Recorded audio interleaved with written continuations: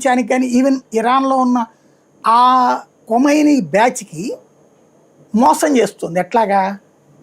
ఆ కొమైనీతో కాస్త సన్నిహితంగా ఉన్నటువంటి అక్కడున్న పార్లమెంటు స్పీకరు, అక్కడున్న విదేశాంగ మంత్రి అరాక్చి, వీళ్ళిద్దరూ కూడా కొమైనీ ఇంతకుముందు పెట్టుకున్నోళ్ళే.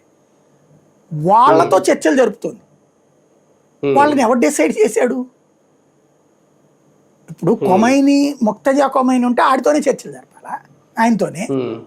ఆయన కాదనుకున్నప్పుడు ఆయన నేను వీళ్ళని పంపిస్తున్నానయ్యా మీ దగ్గరికంటే వీళ్ళతో చర్చలు జరపాలి, లేదా అధ్యక్షుడితో చర్చలు జరపాలి. వీళ్ళు ఇద్దరితో చర్చలు జరుపుతున్నారు. వీళ్ళు చెప్తే వాళ్ళు మాట వింటారా సైన్యం? లేదు. కాబట్టి ఏం చేశారు? హార్ముజ్ జలసంధి దగ్గర డబ్బులు కలెక్ట్ చేసుకోవాలనుకునేది ఈ 7 బ్యాచ్ల ఉద్దేశం. రెగ్యులర్గా సంపాదించుకోవచ్చు. ఇప్పుడు పాకిస్తాన్ సైన్యం రోజు డబ్బులు సంపాదించుకుంటుంది కదా, అక్కడ సరిహద్దుల్లో టోల్ గేట్ల డబ్బులు కూడా పాకిస్తాన్ సైన్యానికే పోతాయి, సైనిక అధికారులు తింటారు. అట్లాగే హార్ముజ్ జలసంధిని శాశ్వతంగా డబ్బులు సంపాదించుకుని ఒక సెంటర్ అనుకుంటాం.